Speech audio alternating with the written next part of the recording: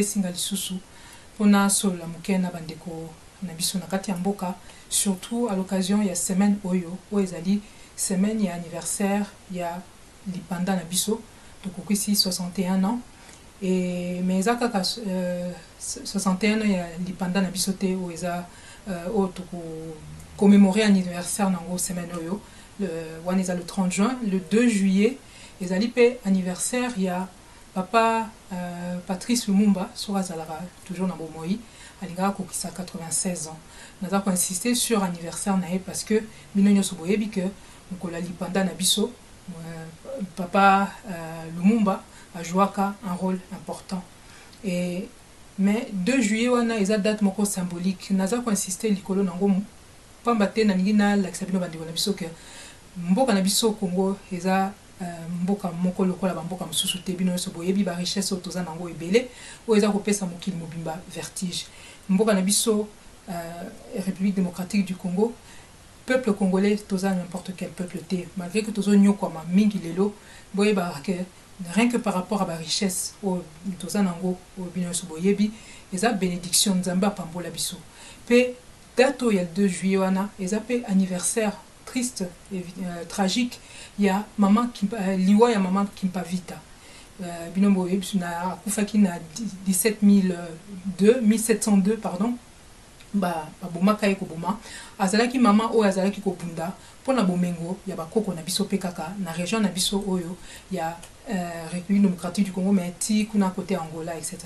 Nazali insister mpona date wana ya le 2 juillet mpona kolakisa bino botala kaka symboliquement ndenge mama wana akufaka babomaka ye koboma le 2 juillet il y a 1702, mais papa Lumumba ye kobotama pe kaka le 2 juillet ango, mais wana sikoyo na 1925 mama wana azalaki kobunda mpona bomengo ya biso bakongolais na bandeko na biso mosusu kuna peut-être na Angola, mais Lumumba paye kobunda un peu pour les mêmes principes, c'est-à-dire que to respecter mokili ba respecter souveraineté na biso ba respecter bomengo na biso ba congolais ndeye ba occupé kobomaye na 1961, mais papa Lumumba abotama le 2 juillet 1925. Anniversaire oyo baza koloba to commémorer lelo oyo bato mingi bazo ko réduire ango na nzembo moko ya indépendance tchatcha biso lelo so totali tomeki ko analyser tomeki ko tala un peu esika nini tokomi bandeko na ngai 61e anniversaire ya l'indépendance ya République démocratique du Congo eza ko pesa biso plus somme que autre chose. Bino moko botala autour na bino botala lipanda oyo balobaki ke bapesi biso ezali ko équivaloir na nini ezali ko représenter nini lelo soki totali surtout na période tokomi na 2021 awa na moi échange na kozana na bino lelo na banza année oyo eza surtout marqué par le vrai visage ya Félix Tshisekedi. Date oyo biso tokokai kozala nango peut-être que ekokai kozala mokolo ya esengo, mais toza na pasi makasi et surtout soki tobandi kotala ce que représente réellement mutoyo azana mutu ya mboka entre guillemets lelo ya mboka na biso lelo na République démocratique du Congo. Par rapport à ça, nazali ko renvoyer bino loka toza mokolo yenga na renvoyer bino ba chrétiens en particulier na Luc 11:24 et sika baloba bazaro loba soki au bengani un démon ou un esprit impur, un esprit méchant et que vous ne faites pas assez attention, cet esprit revient avec 7 autres et votre condition est pire que la précédente. Nazu élément on a pour la nini pour la sabino que et loko tozaki ko bunda potozwa na 1960 lipanda tozaki ko bunda to bakoko na biso ba yaya na biso ba papa na biso ba bunda ka potozwa ba esprit wana mabe o to linga to bengana o ezako ya ko coloniser biso ko nyoko la biso to sali attention te ti lelo to komi na 2021 on est encore en train de se poser des questions sur ce qu'est en train de devenir la République démocratique du Congo.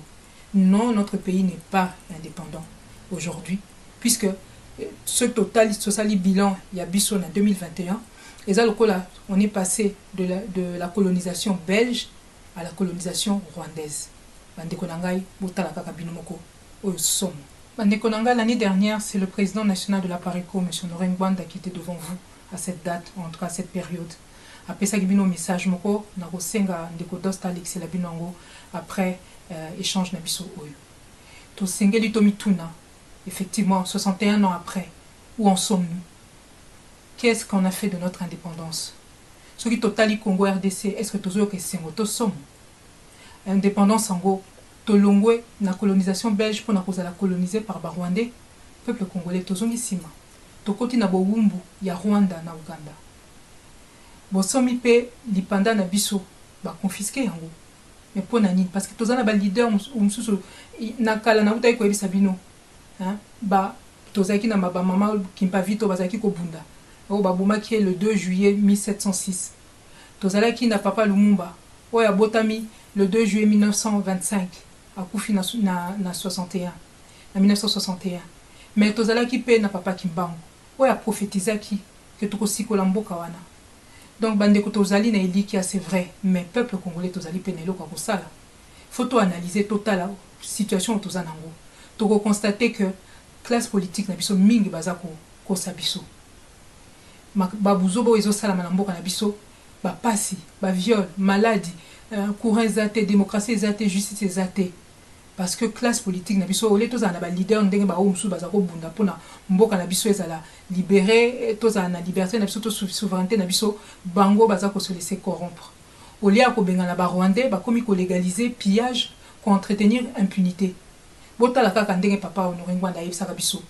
Félix Tshino baza na mission misato. Ko blanchir ba occupants, ko endormir ba congolais, ko légaliser occupation na balkanisation.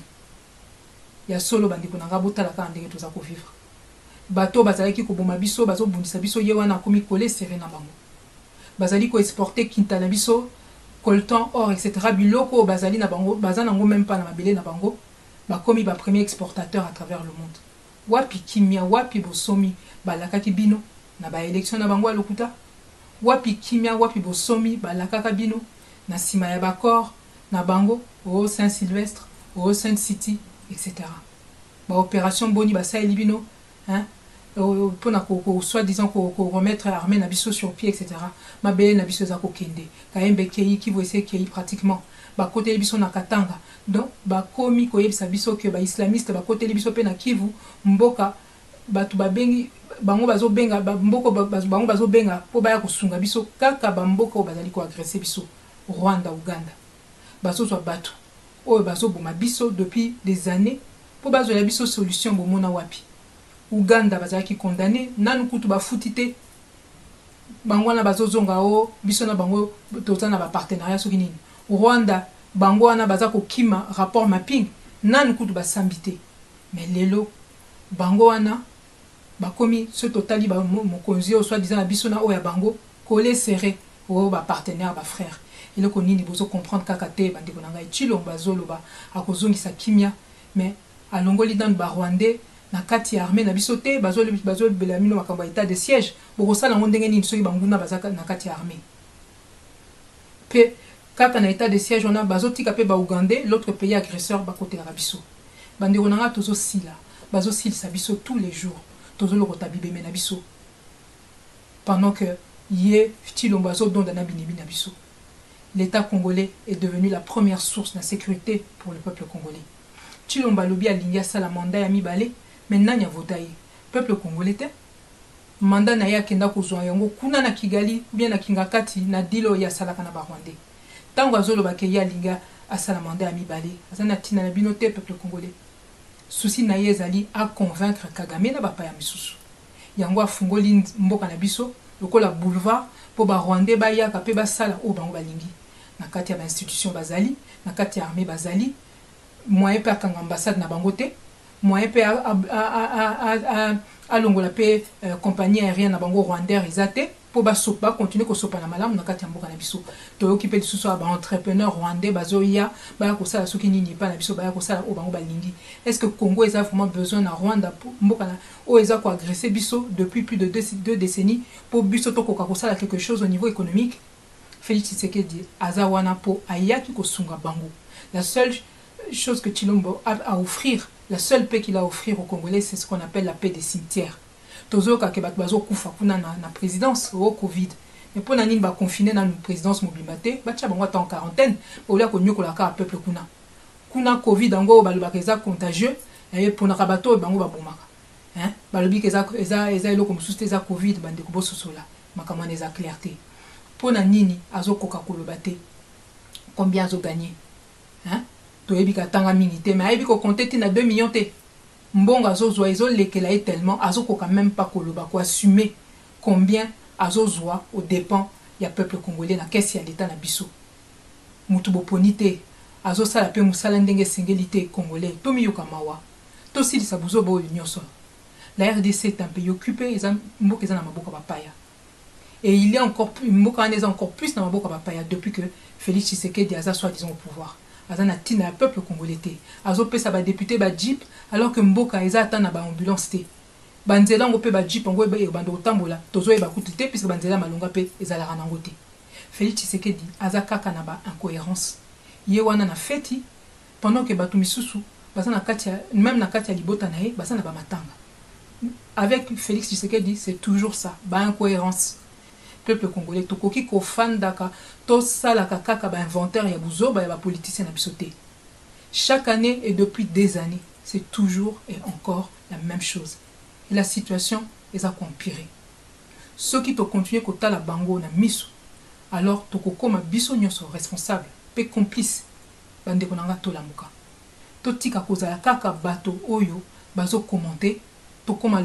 Comment enfin ba acteur il y a changement réel ya mboka na biso ba acteur il y a libération ya mboka na biso ba acteur il y a ba oh ba ko sala que mboka na ba se rappeler que oui ba congolais baza mboka neza ya bango. Félix Tshisekedi est dangereux bande konangai. L'année dernière président ya pare quoi senga kibino bozo meko ya ko sila na batwana bozo mokano ya ko bima na humiliation na opprobre oyo tozali na yango congolais totelema. Honoré Ngwanda beleli ti yewana ke na sama belé. Bolingi Nzambe atindela biso ba leader boni avant bo comprendre que ngonga ebeti po yo peuple congolais osuki sa problème oyo tozali na yango. Wapi Congo ya Lumumba. Wapi Congo ya Kimbangu. To sali na yango nini bandeko na ngai. Na français balobaka qui ne dit mot consent. Ngana bakiseli bino lelo qui n'agit pas se rend complice. Bandiko nangai tozala complice ya bayini na bisoté po tozali ceux qui sont continuer ko sala le côté to bima loko ba complice bota la classe politique wana hein 61 ans d'indépendance soi-disant Honoré Ngwanda senga ki ba bima na ba institution bango ba boy bazali au service ya Rwanda ya Uganda so botali UNC PPRD Union Sacrée Ensemble etc. bogoye ba bomo la connexion na bango ezakaka en dehors des RDC. Pouvoir na bango ezouta en dehors ya mboka na biso. Pe boye ba kena minute oyo Kabila asombi lisusu misusu ba soi-disant opposant. Na mikolo ko ya bokoyoka ba ko banda su ko wanga na rapprochement na bango na Kabila.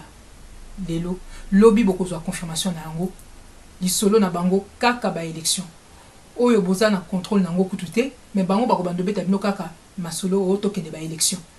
Kaka ndenge Félix azalaki ko sala awanga naka hein bokutani na bango na Ibiza na Venise Monaco etc. Tango Honoré Ngwanda zaki kolo bango mais lelo to suki wapi bo pesi Honoré Ngwanda raison boy mais boy ba ke lelo ba opposant mususu pe ba komi déjà connecté kuna na kati na kinga kati Honoré Ngwanda senga bino to kota na désobéissance civique pe to kota na nini to banda ko bongama po na soulèvement etc.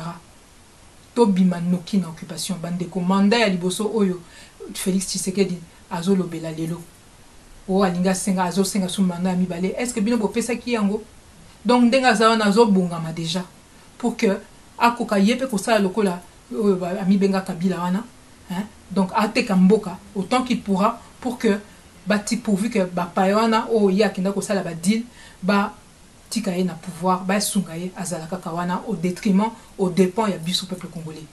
Mutu nyonso azolobela bino masula ba élection pour na 2023 bande ko ngai boye bakazo sunga ba paya.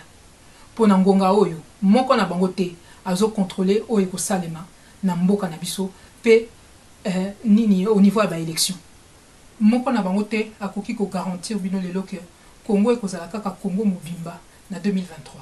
Nam to récupérer Kivu malamu te Kaimba Ikei, nam to récupérer Kaimba te bakoteli biso na Katanga, na Ituri bandeko misusu bafandeli biso sui na Kasai pe bana ya Kasai bangonde bazali ko kima pasi o ezali kuna. Ceux to continuer boye. Bandeko toko koma bapa ya na mboka na biso moko. Ceux qui to telemité pe ceux qui to bondité. Lipanda baloba ki to zui eza ya maloba, ya pamba. Mboka na biso eza suna maboko na biso te. Balinga ki bazongi c'est la biso linu ya Lumumba. Lumumba souci nae ezali avant tout que Congo etika na maboko ya ba Congolais. Congo ezala souverain, Congo ezala indépendant. O tozomona lelo eza ilingi koloba nini? Que ba Lumumba bakufaki pamba, ba Kimbangu bakufaki pamba, ba Kimpavita bakufaki pamba. Te bandeko na ngai, to telema poto sikola mboka oyo. Biso ba résistant to sengi na bino. Peuple congolais, bobongama po libération ya RDC eza na nzela. Ba résistant tozali na kati ya mboka. Tozali banda oui mais tozali ebele surtout na kati ya mboka. Ndenge papa Ngwanda teyaki biso, ndenge pe tozali kobongama, ndenge tosi tobongami, mais tosengeli na bino nyonso peuple congolais. Yo papa, yo maman, yo mwana, étudiant, enseignant, soldat, policier, commerçant, fonctionnaire, sango, pasteur, chômeur, etc. Biso nyonso tobongama. Tango bokoyo kambela, botelema. Bino nyonso pour un soulèvement populaire. Pour une élection T, pour une libération totale de la République démocratique du Congo. Slogan la biso ezali la libération d'abord, les élections entre Congolais après. Oyo nyonso ayebi ke azali résistant. Andimi akobunda ti libération ya mboka. Akondima ko partager pouvoir na ba payate, akokende ba élection na bango te, ayeba ke tozali elongo. Boya to sangana poto bongama. Esengeli na biso to vivre un deuxième 4 janvier 1959. Bino moko boyebi, ndenge ba papa na biso, ba maman na biso à l'époque ba telemaka. Pe au bout du compte, ba yaka kozwa lipanda, mais yambalo tozwa lipanda ya solo. Bino nyonso ba résistant oyo bozali libanda, na ba oyo bozali na kati ya mboka boyeba ete tozali elongo ti toko libérer mboka na biso. To bongama nde to bongama. À vous tous, les membres de la PARECO, fidèles aux idéaux du président national Honoré Ngwanda, ceux qui ont compris qu'il n'est pas question et il ne sera jamais question pour nous de travailler avec Félix Tshisekedi et ses autres collabos. Sachez que nous sommes ensemble. Nous continuerons à travailler ensemble. Je reviendrai dans les jours qui viennent pour vous parler plus longuement de la manière dont nous allons pouvoir nous organiser, y compris pour tenir un congrès dans le strict respect de nos textes, comme je m'y suis officiellement engagé depuis le 8 avril dernier. Papa Honoré Ngwanda alobaka, combat na biso ezali na délai kaka moko, date kaka moko, ezali kaka victoire. Papa Honoré Ngwanda alobaka na biso que combat na biso ezali na date kaka moko, délai kaka moko, kombo nango victoire. Toyika mbiko. Toyebi na kati na biso na kati ya PARECO bamsusu, balingi bakende na bango na mboka, bakende ko composer na bato baza na kati ya mboka. Ils ont le droit de partir comme ils veulent, comme d'autres avant eux. Mais biso na kati ya PARECO contrat na biso ezali que tokokende tina suka pona ko libérer mboka. Tokotaka na PARECO pona na sima papa Honoré Ngwanda pona Congo, mais na kati ya PARECO pona ko sikola mboka na biso. Donc biso na PARECO ba vrai résistant toyebi que tant que to libérer na mboka wana te biso tokozala na biso na ba occupant na ba collabo tokozala kaka na kati ya itumba. Yango bandeko na ngai bo se laisser distraire te na mwa banungu o eza koleka na kati na biso na kati ya PARECO eza bambonge na sina bisaki bino ekoleka lobi toza na rendez-vous na tribunal puisque faute de mieux on était obligé d'en arriver là. Donc tokotala esika bato basala mibeko ya mboka oyo mibeko o eza corrigir à PARECO puisque na mboka France à PARECO ezali association tokotala o bango bakoyebisa biso soki bakoka ko sunga biso po to koka komona un peu plus clair dans la situation toza nango oyo bandeko mususu bazali ko trouver ba stratagème pona ko kende na bango na Kinshasa mais baza ko bomba bango na sima ya biloko mususu alors que président ya PARECO asi apesa ki bango réponse na ye na décembre 2020 décembre dernier que biso toza ba résistant toko tikala na kati ya résistance ti mokolo toko libérer mboka na biso. Que Dieu bénisse la République démocratique du